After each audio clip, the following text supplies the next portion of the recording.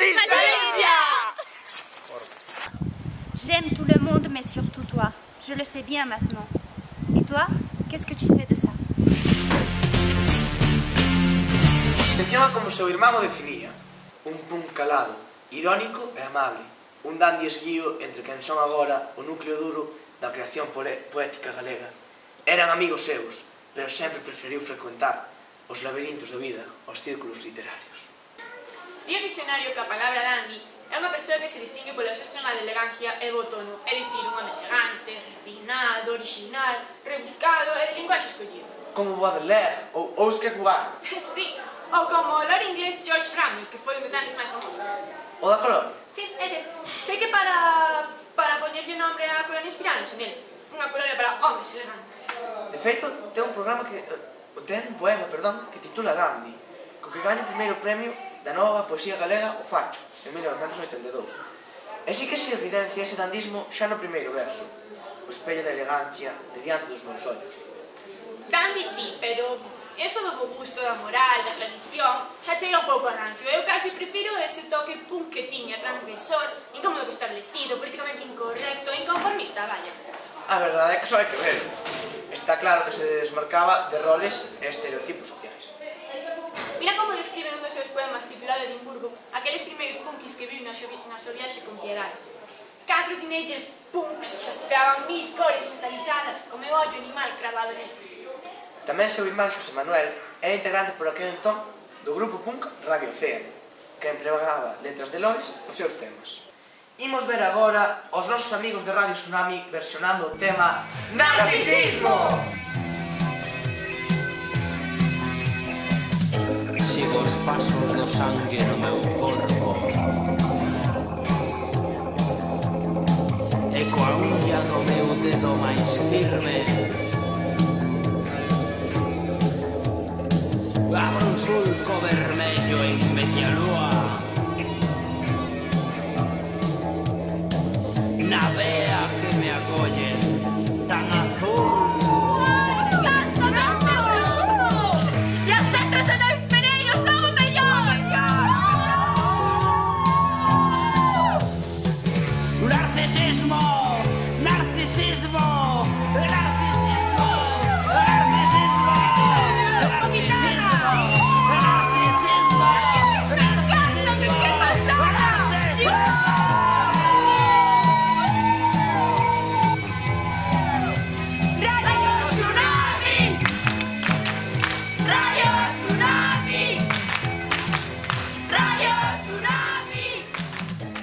A súa vida foi todo un poema, de amor, sí, pero tamén de enfermidade.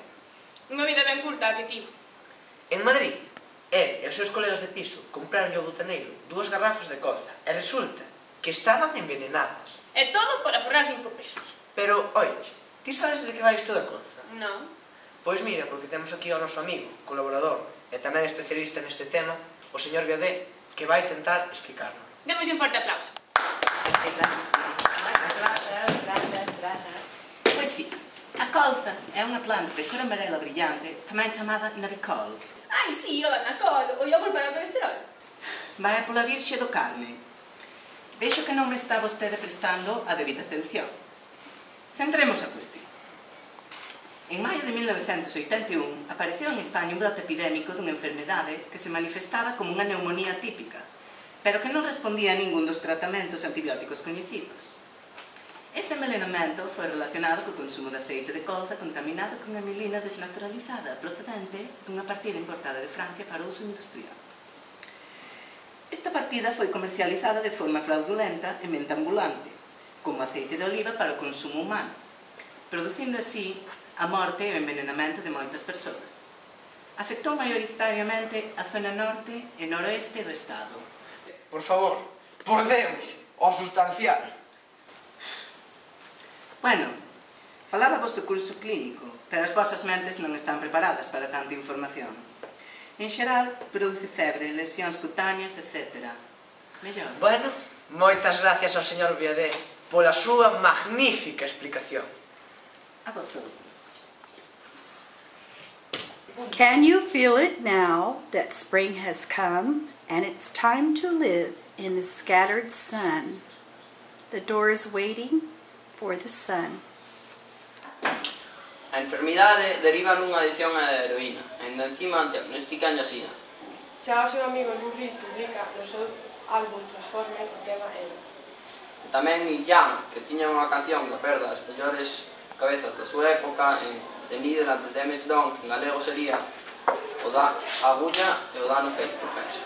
Di que xa no século XIX o Lángalo, o Asenta, o Sachís, poetas como Baudelaire, que amigos de Lois, xa amigaran cas drogas. E Jim Morrison e David Bowie.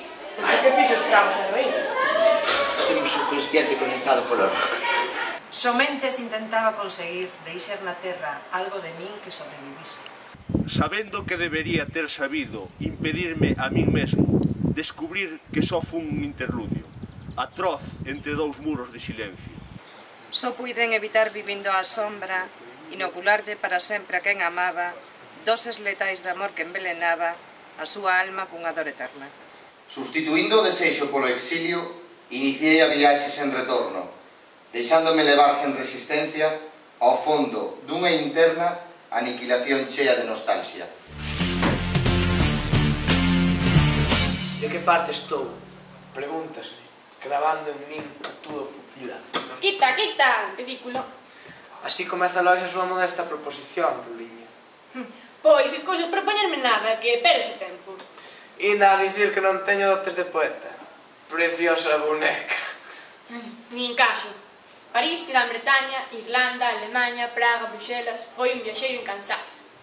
Que nos vería a min e a ti de viaxe? Romántico. Ai... Estás fatal. Estarei se ti o dis. Paul Celan, Jean Laurent, Breton, Sarkozy... Sarkozy. Ui, perdón, Sarkozy non. Pero, bueno, que máis dá? O que el mesmo debe chamar a Xeada Estética Centroeuropea. Claro, recordaríalle Monforte, con esas néboas, esos trens... Mira o que di aquí Lois Pereiro de Monforte. A néboa Monforte, fumadora de opio, é a nai de siluetas furtivas. Que chulo! Sabías que Lois Pereiro traducía para a TVG os guións de Dallas e o pequeno Saltamonte ao galego? Pois non o sabía. Pero non me digas que ves esas series. Se é da época dos meus vellos. Mirade que deixou Vito Lois. Quere escribir un libro e morrer novo, como Manuel Antonio. Pois sí, e libros ao final escribiu máis dun. Escoita que che leo. Se cadra, para min todo foi menos terrible, porque eu estaba preparado. Dende neno, tiña o presentimento dunha viaxe dramática. Que mago. Imagínate se tivera vivido máis anos. Os dous morreron ben noviños e abandeiraron a vanguarda da literatura galega, cada un no seu tempo, claro. De seguro que farían boas migas ela e Manuel Antonio terse coñecido. No amor, como na guerra, nunca oímos o tiro que nos alcanza. A morte, como no amor, nunca advirte por onde se nos achega. Sobrevoabas un día o meu espacio aéreo, rozándome coas plumas levemente, e desaparecías cun rumor minguante como a visión dun soño fracasado. O pasado apodrece baixo terra, e o presente non flúe, é un río morto. Pero esta vez non haberá resurrección, e o futuro é por forza allo a min. A luz caeu da fiesta, co enorme mal de plumas da alborada, para anunciar que todo amor é inútil, mentres pinga cornismo salvaxe e cortina xeada do teu ocio.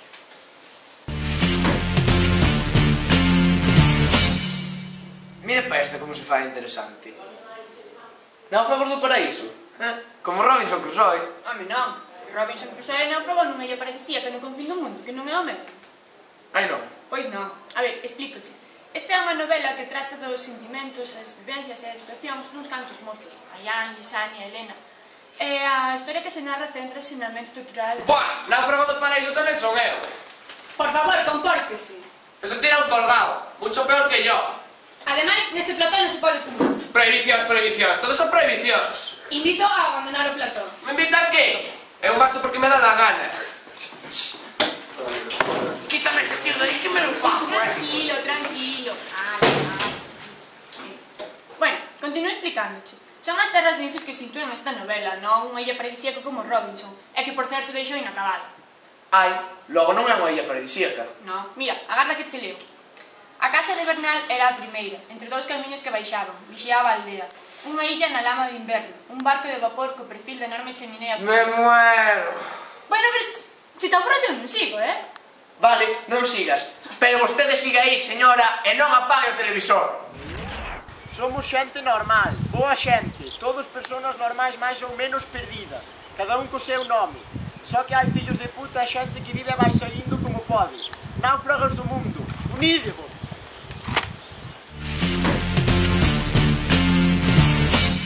Fíxate neste título. A modesta proposición para renunciar a facer xirar a roda hidráulica dunha cíclica historia universal da infamia. Virgen, vaya parrafada. Tú entendes algo do que dice? Porque eu ni papa. A ver, traes.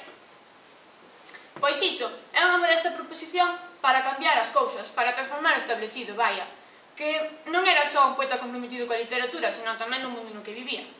Mira, leoche. Canto peores sexan os tempos en que vivamos, máis falsa será esa ingenuidade, menos inocente a indiferencia e máis cómplice non comprometerse.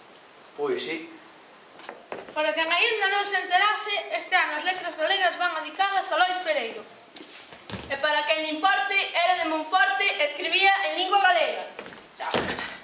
El mesmo dicía: teño liberdade de acción para exiliar o meu espírito no Ártico, en Nepal ou en Asia, e teño permiso para que nada humano me sexa alleo. Por iso decido militar na miña propia lingua. Canto máis políglota, máis namorado do seu romance silvestre.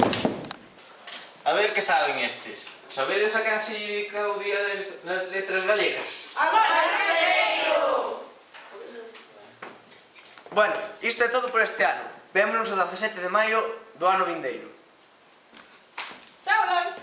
Chao!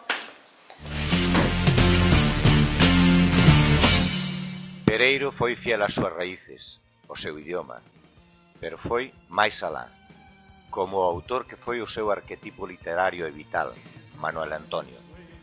Era un vanguardista. Non deu chegado a tempo de exercer a súa rebelión, nin de levar a cabo a súa vinganza definitiva contra un mundo injusto, homicida e cruel. Cuspídeme enriba cando pasedes, diante do lugar onde repouse, enviándome unha húmida mensaxe de vida e de furia necesaria.